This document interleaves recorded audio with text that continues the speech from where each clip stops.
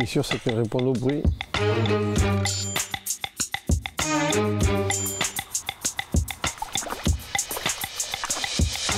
Oh, ça va être limite ça.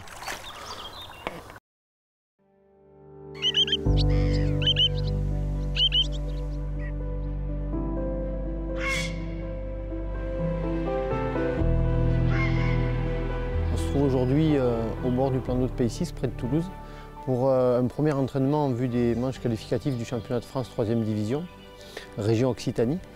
Et donc on est arrivé hier soir avec un ami à moi, Xavier, pour parfaire cet entraînement et se mettre en condition un peu plus évidente de pêche. Le plan d'eau de Pays6, c'est un carpodrome, donc qui dit carpodrome dit une grosse population de carpes. On l'a vu en arrivant hier soir, on est arrivé dans la nuit, on a installé beaucoup de matériel pour être sur une pêche optimale et gagner le maximum de temps. Et déjà beaucoup d'activités sur ce plan d'eau avec une belle population de poissons. On a pu le voir ce matin en plaçant simplement les lignes et en posant simplement un marqueur. Dès qu'on a posé le premier bombe, les touches se sont déclenchées. Donc je pense que ça va être une journée riche en touches. Donc l'objectif de cette pêche, c'est de voir quelles sont les stratégies et les approches qui vont nous permettre de déclencher le plus de touches. On sait que, vu la population de poissons, il va se prendre beaucoup de poissons sur cette qualification. Mais on sait aussi que lors des compétitions passées sur ce plan d'eau, on avait du mal à trouver la pêche la nuit. Voilà, donc l'objectif principal, c'est trouver les montages adaptés, voilà, parce qu'on est sur un carpodrome, sur des poissons qui sont forcément un peu abîmés, parce que c'est un lieu qui est prévu à cet effet-là pour la pêche. Donc il va falloir trouver une taille d'hameçon, une forme d'hameçon qui va permettre de limiter un petit peu le déchet. Ce qu'on appelle le déchet chez nous, dans le jargon, c'est les décroches. Et ensuite, réussir à trouver qu'est-ce qui va faire la différence en journée et sur la partie de nuit. Voilà. Du coup, je vous invite à nous suivre aujourd'hui sur cette partie de pêche, en essayant bien évidemment donc, de vous parler amorçage, stratégie, les montages utilisés et au fil de la journée, comment on va éliminer tous les points d'interrogation qui vont faire qu'on va optimiser notre préparation de ces championnats.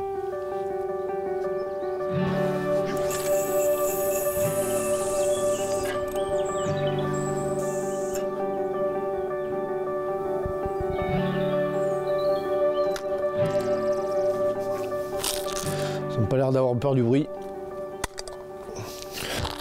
Donc pour parfaire un petit peu notre approche sur la journée, on a décidé de mettre deux types d'amorçage en concurrence. Donc mon ami Xavier lui va démarrer sur une pêche cheneville en incorporant progressivement un peu de bouillette, en l'occurrence les mulberries de chez Dynamite. Et moi je suis parti sur une pêche un peu plus soluble avec beaucoup de pelés. Donc là sur ce mélange je suis parti sur des petits pelés parce qu'on est mi-avril et les eaux sont encore relativement froides.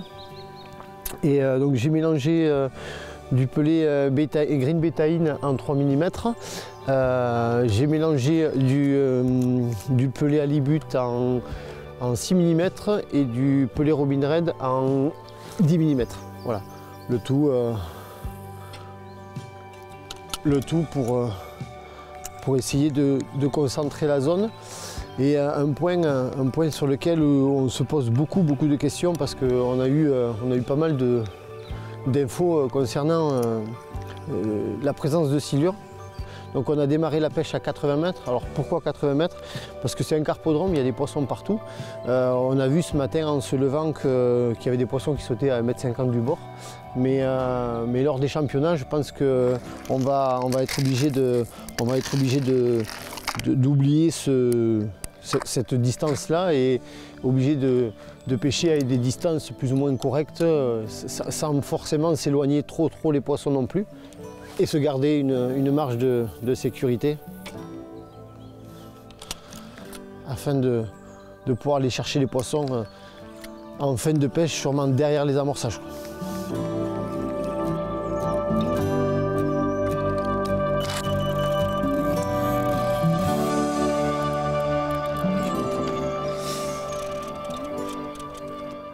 comme on l'avait plus ou moins expliqué dans l'intro, les poissons répondent très très bien sur les amorçages.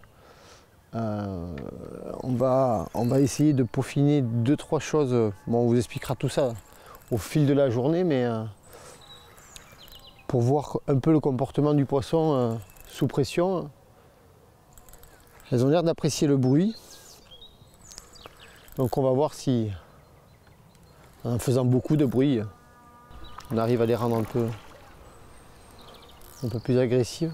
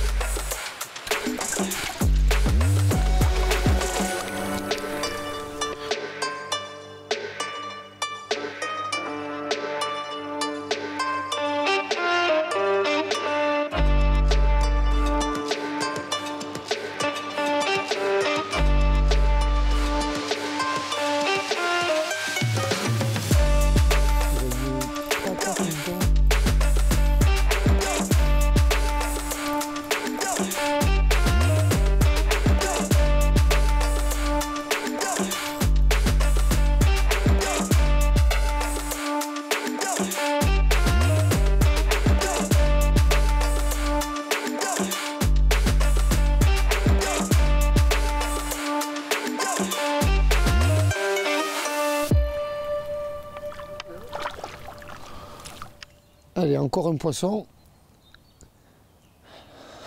Après 2 décroches, on a modifié juste la forme de l'hameçon. Mais on est un peu surpris là. On ne s'attendait pas à ce que les poissons soient aussi denses, aussi lourds. Les dernières pêches qu'on avait faites, les poissons étaient beaucoup plus petits.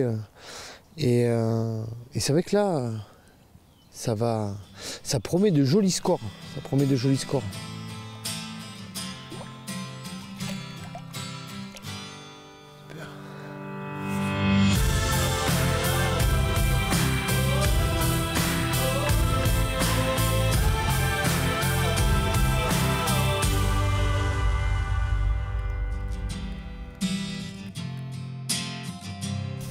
Elles sont en l'air, hein. Pourquoi on ne les prend pas en l'air?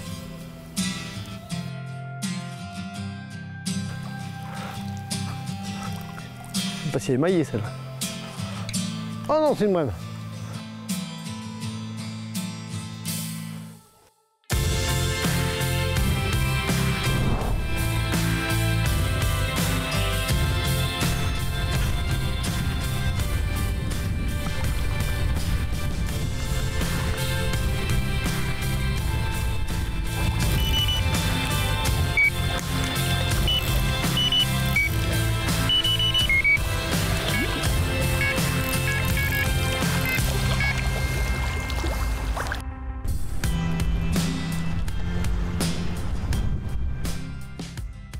Les conditions sont en train de changer là et on va essuyer un peu de vent.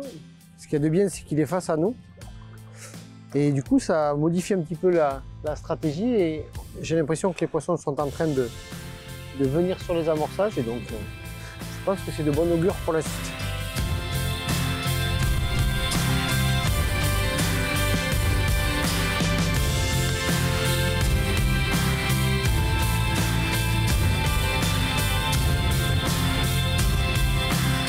Ça sent la pluie.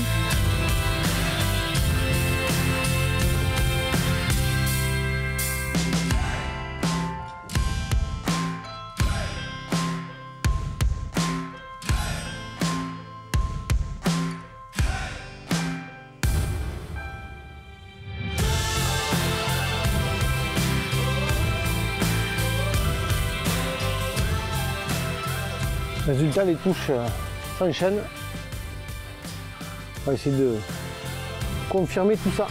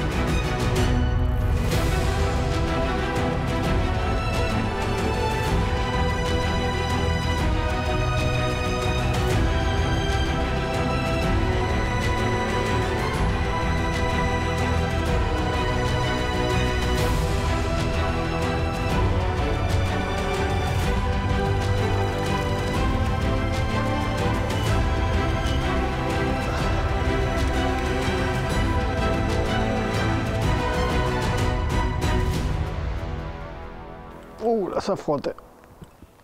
Ouais, pas beaucoup de coups de tête quand même. Bon, j'ai passé à des herbeuses là-bas. Aristocha.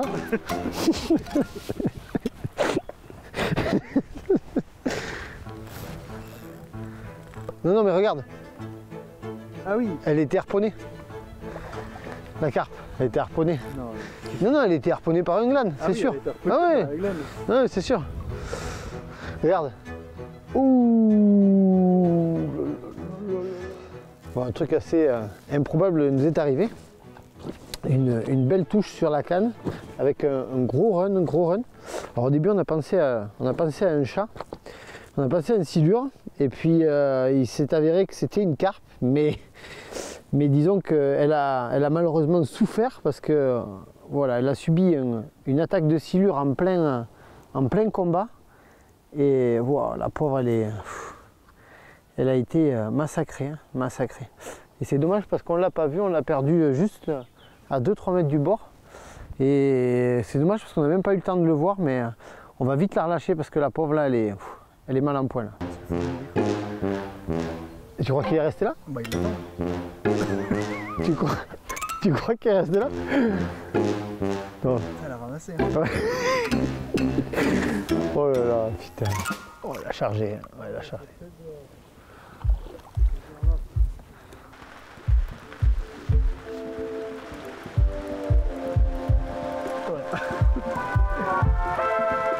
Souris, il fait beau. Hein.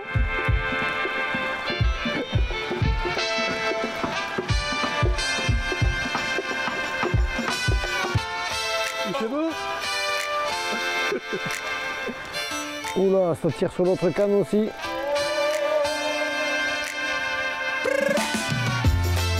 Le vent s'est brutalement arrêté. Résultat du compte, ça a laissé place à la pluie. Et j'ai l'impression que la stratégie d'amorçage paye par le nombre de touches. Mais je pense que c'est pas les poissons qu'on va vraiment rechercher. Vu le combat dessus ici, je pense que c'est le même que tout à l'heure. Ah, c'est Aristocha. C'est Aristocha. Oh, c'est un glane. Oui, c'est un beau poisson. Ouais. C'est un beau poisson.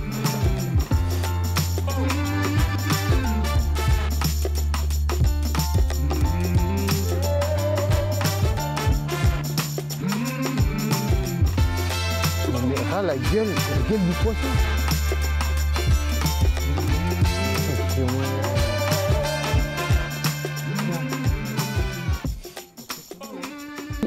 Je vous présente ce magnifique poisson qui n'a pas échappé, comme vous pouvez le voir sur son flanc, à une attaque d'un silure, lui aussi. Mais bon, c'est un poisson qui fait déjà un certain poids, il doit faire plus d'une dizaine de kilos, entre 10 et 12 kilos je dirais. Et c'est de bon augure parce que ça promet pour la suite. Mais vraiment surpris parce que quand on était venu faire la compétition il y a quelques temps, il y a 4-5 ans, on ne prenait vraiment pas des poissons de cette taille. Et là, ça fait vraiment plaisir de prendre un poisson, malgré des conditions climatiques un peu chaotiques aujourd'hui, de mettre ce poisson dans l'épuisette, ça met du baume au cœur. Oh, la brave bête.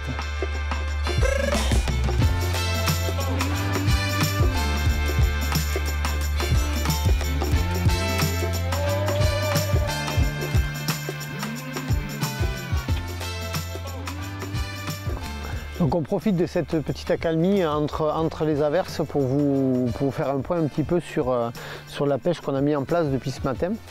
Donc comme je l'ai expliqué en amont, on est parti sur deux stratégies différentes à des distances équivalentes afin de mettre en concurrence deux approches. Donc pour ma part, je vais vous présenter l'approche que moi j'ai mis en place. Donc on est parti sur une base de pelés. Donc on a mélangé plusieurs tailles et plusieurs types de pelés à base de poissons et à base de robin red et de bétaïne afin de créer une grosse activité sur le fond, parce qu'on sait qu'il y a beaucoup de poissons blancs et de carpes sur ce plan d'eau. Et pour venir renforcer cette attractivité, on est parti sur deux types de bouillettes. Donc en l'occurrence, une que j'affectionne et que j'utilise depuis pas mal de temps, les marines halibut, qui vont vraiment s'associer et se fondre dans la masse avec les pelés halibut de la même gamme. Et cette année, j'ai décidé de pêcher un peu plus avec les bouillettes à base de crevettes et d'épices qui sont riches en farine de crevettes et en épices qui vont pouvoir diffuser vite dans l'eau et notamment dans les eaux froides. Donc bilan, on va dire positif, parce qu'on doit être à une quinzaine de touches aujourd'hui. On a pris quelques brèmes, on a pris des carpes, on a eu aussi l'arrivée des silures sur le poste qui a compromis un petit peu l'approche, mais un bilan plutôt positif. Et pour ce qui est des montages, donc on a mis en action de pêche différents hameçons. Alors pourquoi, vous allez me dire, des hameçons? Tout simplement parce qu'on a eu sur le début de la pêche quelques déchets et on a essayé de modifier non pas l'approche mais uniquement les présentations. Donc en l'occurrence, on est parti sur deux types d'hameçons. Alors là, j'ai un V-curve en taille 6 monté sur un cheveu raide et tous les appâts sont présentés équilibrés, c'est-à-dire avec soit un faux grain de maïs, soit un morceau de liège, mais tout le temps en équilibré. Un montage IQ des rigs. Alors pourquoi IQ des rigs? Tout simplement pour parfaire le piquage un petit peu grâce à la liberté que va donner l'émerillon à anneau sur ce montage et parfaire le piquage sur la lèvre inférieure du poisson. Alors chaque montage, bien évidemment, est expédié sur la zone avec une chaussette PVA ou un fil soluble pour parfaire l'attractivité. On a encore dans notre poche un autre outil qu'on n'a pas encore mis en place mais qui va pas tarder à être mis en pratique, c'est le glaçon. Voilà. Pourquoi? Tout simplement parce qu'on s'est aperçu que les poissons prenaient sur des appâts détrempés ou des appâts qui avaient absorbé un peu d'eau. Et il s'avère que les glaçons, pour ça, c'est un gros avantage parce qu'on peut faire fondre du pelé, le rendre en farine et ensuite en faire vraiment comme de la pâte. Et en congelant cette matière-là, elle est déjà préfondue, donc on va sûrement accélérer les touches. Donc on va aller mettre tout ça en place et on va essayer de confirmer ce qu'on a vu sur ces premières, on va dire, 7-8 heures de pêche. Donc sur la deuxième partie stratégique, mon ami Xavier, qui Ah ben, voilà, il suffit qu'on en parle pour que ça déroule. Lui a mis en place donc une pêche au chenille et il a utilisé des produits aussi de la gamme Dynamite qui se déclinent en petits pots comme ça. Donc ça c'est les noix tigrées pelées et ensuite les Black Tiger que tout le monde connaît aujourd'hui, un peu délaissés par les pêcheurs en ce moment, mais qui s'avèrent encore une fois être redoutables même sur des pêches de petits poissons.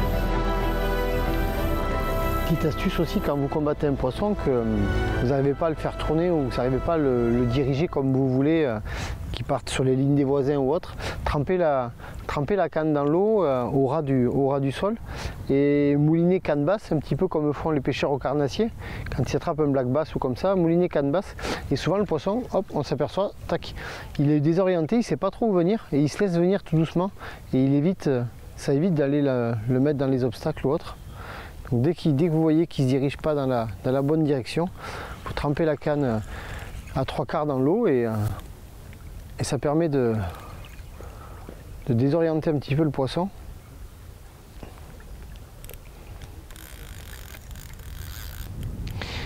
Et après il y a un truc aussi que tous les poissons qu'on a décrochés, les poissons on les a décrochés dans les 15 secondes qui suivent la prise de contact en fait. Donc on se dit c'est le montage, c'est le montage, c'est le montage. Je pense pas que ça soit adapté là. Mais je pense que c'est simplement les poissons qui s'alimentent pas bien en fait. Les poissons qui sont un peu amorphes ou Ah, c'est parti.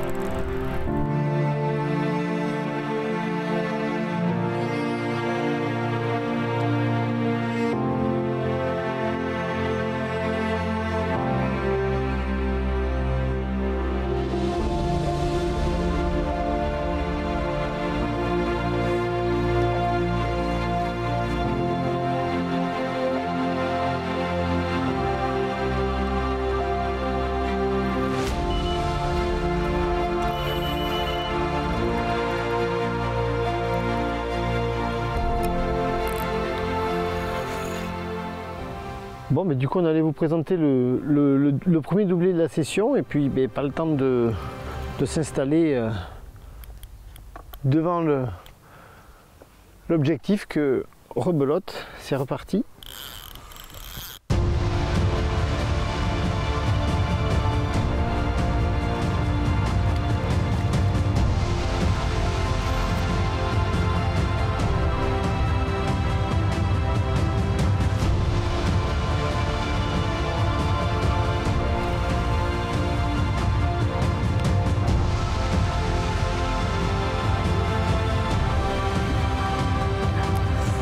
Bon, mais voilà le troisième poisson du coup, parce que la première était un tout petit peu plus petite, donc on l'a relâché aussitôt la touche pour parfaire ce doublé. Voilà, les poissons qui sont quand même lourds, hein, on dirait pas, mais donc on voit qu'en peaufinant un petit peu les détails et en éliminant les facteurs qui nous dérangent, on arrive à intensifier les touches, à monter en poids, donc c'est plutôt de bon augure pour cette compétition.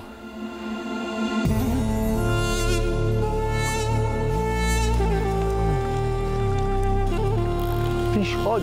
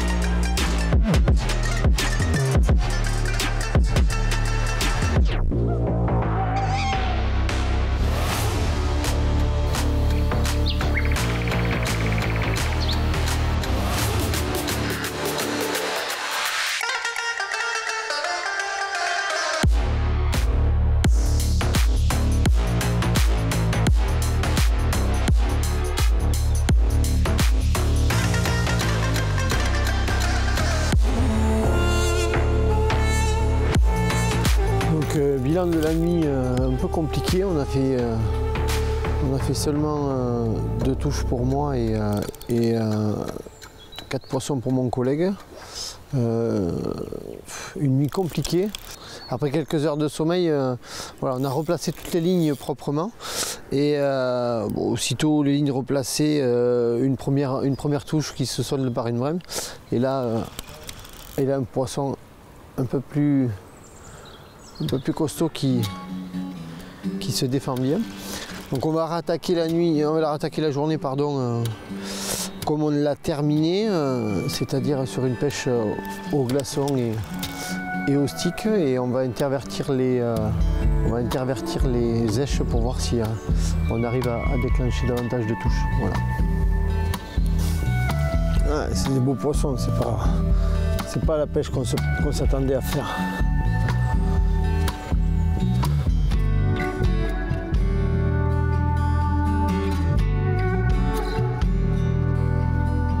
Voilà le premier poisson de la matinée après la première touche qui se solde par une brème. Un magnifique poisson d'une douzaine de kilos, voire un peu plus, qui lance les hostilités de la journée. Génial.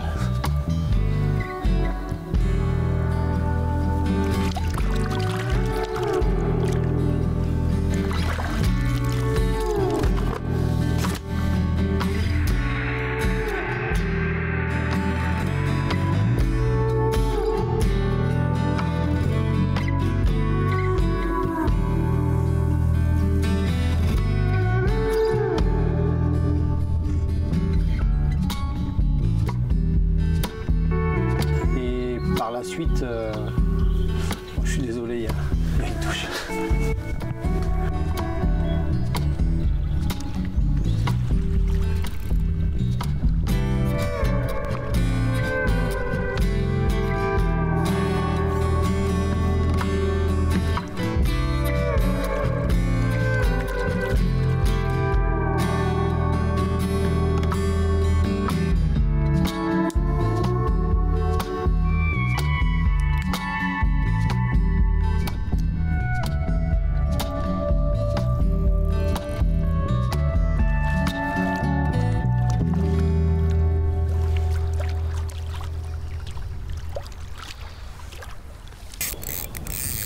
Wow.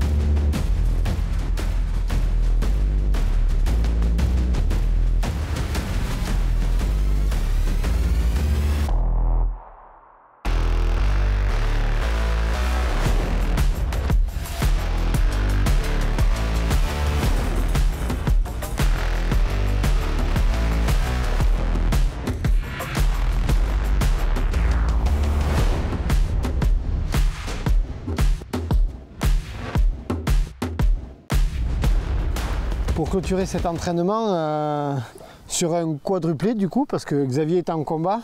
Donc je vous présente un des poissons qu'on vient de faire. Et petite fin sur cet entraînement qui clôture. On relâche ces poissons et on revient vers vous pour vous expliquer réellement la stratégie qu'on a adoptée lors de ces dernières heures de pêche.